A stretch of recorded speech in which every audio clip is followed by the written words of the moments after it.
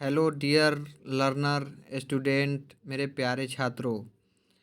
तो हम यहाँ पे ये देख रहे हैं कि BHDLA 137 का जो हमने पार्ट 1 दे रखा है उसमें हमारा जो चैप्टर 1 था उसमें कंप्लीट नहीं हो पाया था। तो हम इस वीडियो के माध्यम से इस चैप्टर को कंप्लीट करते हैं। तो आइए बिना टाइम वेस्ट किए हम अपना पढ़ाई कार्य आरंभ करते हैं। प्यारे छात्रों, अगर आप हमारे चैनल को सब्सक्राइब नहीं किए होंगे तो प्लीज़ सब्सक्राइब करिए, ज़्यादा से ज़्यादा शेयर करिए, लाइक करिए। ये चैनल आने वाले दिनों में आपको अति महत्वपूर्ण प्रश्न भी देगा और लेक्चर वीडियो भी अच्छी क्वालिटी में बनाता रहेगा।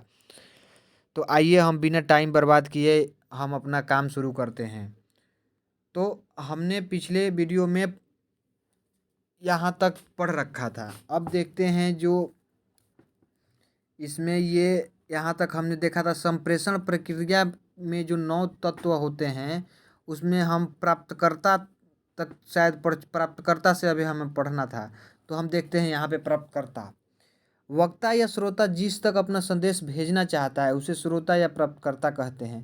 कहने का मतलब ये है कि मैं अपना संदेश जिसके पास भेजना चाहता हूँ उसे हम प्राप्तकर्ता की श्रेणी में रखते हैं। ठीक, और वो प्राप्तकर्ता होता है। या जो संदेश ग्रहण करता है वही प्राप्तकर्ता होता है। इन अर्थों में हम इसे समझ सकते हैं। अब आइए हम देखते हैं संदेश प्राप्ति। संदेश प्राप्ति भाई क्या चीज़ होता है? तो इसमें होता यह है कि प्राप्तकर्ता द्वारा संदेश को विचारों में ढालने की प्रक्रिया को संदेश प्राप्ति कहते हैं।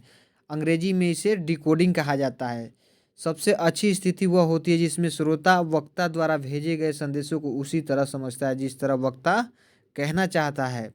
सुनने वाला और बोलने वाला की भूमिका बदलती रहती है, अर्थात बोलने वाला कभी सुनने वाला होता है तो कभी सुनने वाला बोलने वाला होता है। जैसे हम टेलीफोन पे बातचीत करते हैं तो इसमें क्या करते हैं, कभी हम बोलते हैं तो वक्ता हुए, कभी हम सुनते हैं तो श्रोता हुए। सामने वाला जब सुनता है तो श्रोता है, बोलता है तो वक्ता है। इसी तरह से हम इसे देखते हैं। अब आइए हम इसमें प्रतिक्रिया देखते हैं। वक्ता और श्रोता के बीच संवाद या आपसी बातचीत से ही संप्रेषण अपनी प्रक्रिया पूरी करता है। बड़ी मशहूर कहावत है कि एक हाथ से ताली नहीं बजती। दोस्तों, ये बहुत अच्छी बात लिखी गई है कि एक हाथ से ताली नहीं बजती। संप्रेषण या पूर्ण संप्रेषण पर भी यह बात लागू होती है। श्रोता द्वारा वक्ता को भेजे गए संदेश को प्रतिक्रिया या फीडबैक कहते हैं। आमने सामने के संप्रेषण में जैसे कक्षा में पढ़ाते शिक्षक और व्याख्यान, इसमें देखिए प्रतिक्रिया का मेन मकसद क्या बता रहा है। जैसे हम संप्रेषण करते हैं, जाए मान लीजिए मैं टीचर हूँ, आपको पढ़ा रहा हूँ, आपने मेरे को कुछ क्वेश्चन किया या आप क्लासरूम में मैंने आपको कुछ पढ़ाया, आप फट से खड़े होकर पूछ दिए इसके बारे में, सर ऐसे नहीं ऐसे होता है, या सर ऐसे नहीं ऐसे होगा, या सर इसका अर्थ क्या। तो ये प्रतिक्रिया दे दिया आपने। तो ये जो संप्रेषण है ना उसके प्रतिक्रिया का अंतर्गत यही हम देखते हैं। अब आइए संदर्भ देखते हैं। इसमें हम ये देखेंगे कि कोई भी संप्रेषण किसी न किसी संदर्भ से जुड़ा होता है। मान लीजिए कोई बात होती है तो किसी न किसी संप्रेषण से ही तो जुड़ा होता है। यह संदर्भ शारीरिक भी हो सकता है, मनोवैज्ञानिक भी हो सकता है, शारीरिक भी हो सकता है। जैसे मान लीजिए उदाहरण के लिए हम किसी दीवार पर कोई कील ठोक रहे हैं और हथौड़ा हमारी उंगली पर लग जाता है। तो मान लीजिए वहाँ पे अगर कोई नहीं है तो हमारे मुंह से अपशब्द निकल जाता है। अक्सर हमें गाली निकल जाती है कि अरे ये क्या हो गया, कुछ गाली निकल जाती है। अगर उसी टाइम पे हमारे माँ बाप या हमारी बहन साथ में रहेगी तो हमारे मुंह से अपशब्द नहीं निकलेगा। तो इस तरह से हम देखते हैं कि जैसे मान लीजिए हमारी मम्मी साथ में तो अरे माँ ये क्या हो गया, जैसे पापा साथ में अरे बाबूजी ये क्या हो गया। ऐसी बातें निकलती रहती है। अगर हम अकेले रहते हैं तो अपशब्द निकल जाता है। तो इसका संदर्भ का भी बहुत बड़ा असर पड़ता है। आइए हम देखते हैं अब जीवन मूल्य और दृष्टिकोण। इसके अंतर्गत हमें क्या पढ़ने को मिलेगा। संप्रेषण की प्रक्रिया में सहायक जिन तत्वों की चर्चा की गई वे आधारभूत तत्व हैं। इनके अलावा वक्ता के जीवन मूल्य और दृष्टिकोण का भी उसके विषय के चुनाव, शब्दों के चुनाव आदि पर असर पड़ता है। इसी प्रकार श्रोता के जीवन मूल्य और दृष्टिकोण का असर उसके संदेश को समझने और व्याख्या करने पर पड़ता है। तो दोस्तों देखिए यहाँ पे बोध प्रश्न दिए गए हैं कुछ। तो इन बोध प्रश्नों को पढ़ने से कुछ और फायदा होते हैं, इसको आप देख लीजिएगा। और हाँ, हमारे चैनल को सब्सक्राइब कीजिएगा, लाइक कीजिएगा, शेयर कीजिएगा ज़्यादा से ज़्यादा। इसमें देखिए क्या होता है। इसमें मैं ये बात कह रहा हूँ आपको कि इस लेक्चर को सुनने का बहुत बड़ा फ़ायदा तो है, लेकिन जो इग्नू की तरफ से आपको नोट्स भेजे गए हैं उसको ज़रूर पढ़िएगा एक बार।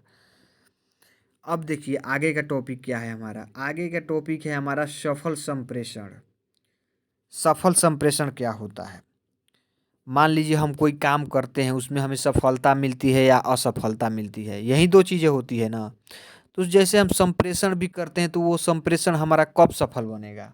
मान लीजिए कि हम किसी को कुछ कह रहे हैं और वो सुन ही नहीं पा रहा है, तो वो कैसे सफल बनेगा? या वो सुन रहा है तो समझ नहीं पा रहा है, तो वो कैसे सफल बनेगा?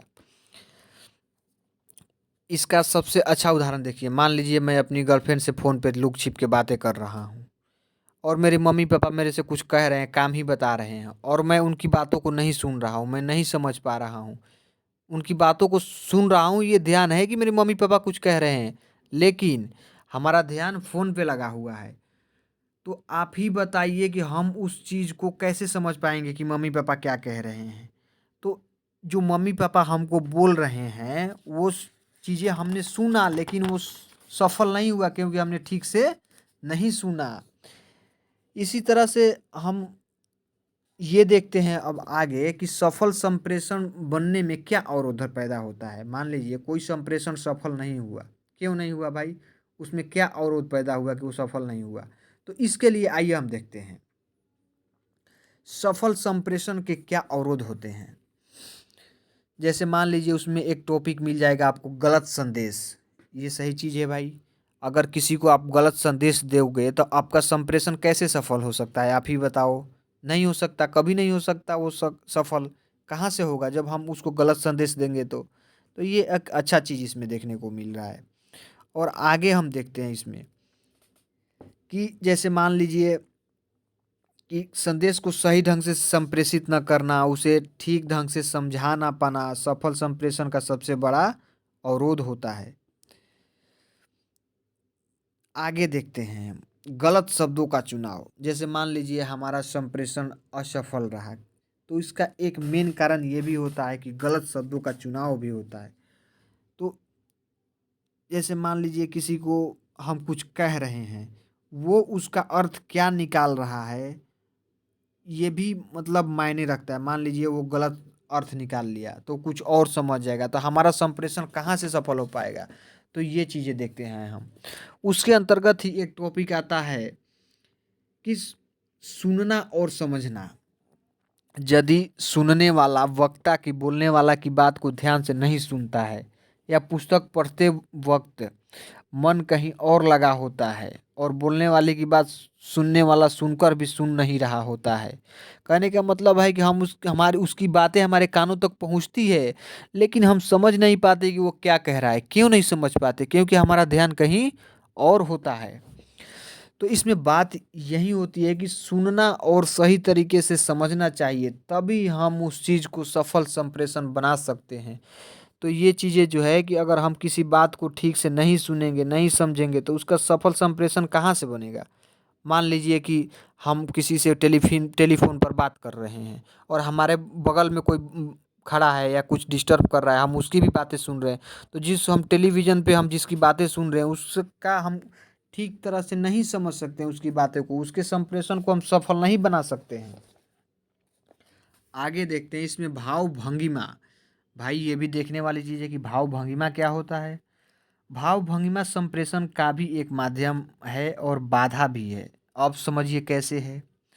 मुस्कुराते हुए किसी का स्वागत करना, क्रोध से किसी की ओर देखना, किसी को देखकर मुंह बिचकाना, व्यंग्य से हंसना, कंधे उचकाना आदि कई ऐसी भाव भंगिमाएं हैं जिनसे व्यक्ति विशेष अपनी भावना दूसरे व्यक्ति या समूह तक संप्रेषित करता है। परंतु इस प्रकार के संप्रेषण में सबसे बड़ा खतरा यह है कि आपके द्वारा संप्रेषित भाव का गलत अर्थ न लगा लिया जाए। इस कारण संप्रेषण में हाव भाव की महत्वपूर्ण भूमिका है। भाषा यहाँ मौन रहती है। इस प्रकार के संप्रेषण में स्थानीय भिन्नता भी होती है।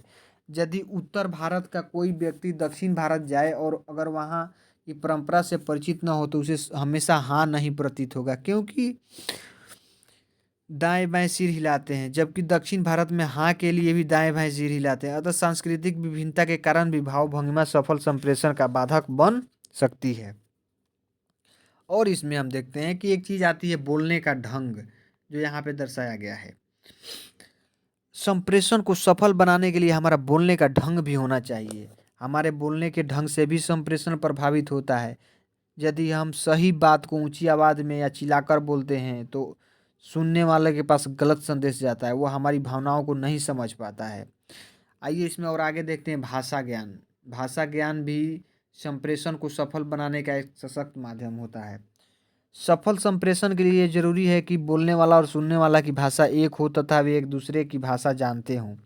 यदि कोई हिंदी भाषा बोलने वाला इंग्लैंड चला जाए और उसे अंग्रेजी न आती हो तो उसके लिए संप्रेषण एक दुख का कारण बन सकता है। तो दोस्तों, हमारा ये BHDLA 137 का चैप्टर 1 समाप्त होता है। हालांकि ये हमारे 2 वीडियो के पार्ट में हो गया है, इससे कोई परेशानी नहीं है। आप इससे पहले वाला पार्ट भी देख लीजिएगा और इसको अच्छी तरह से समझ लीजिएगा। इसमें जो बोध प्रश्न है उसको देख लीजिएगा। ये जो हमारा चैप्टर है वो परीक्षा के महत्वपूर्ण से काफ़ी अच्छा चैप्टर है। इसमें संप्रेषण का प्रयोजन पूछ सकता है, संप्रेषण का विभिन्न रूप पूछ सकता है, सफल संप्रेषण पूछ सकता है। तो इस तरह से जो है इसको अच्छे तरीक़ा से देख लीजिएगा और हमारे चैनल को ज़्यादा से ज़्यादा लाइक करें, सब्सक्राइब करें, शेयर करें और बेल आइकन को दबाएं और हमें पॉपुलर बनाएं। जय हिंद दोस्तों। और इग्नू वीडियोज चैनल को सब्सक्राइब करें, बेल आइकन को दबाएं और हमारे वीडियो में लास्ट तक बने रहने के लिए धन्यवाद।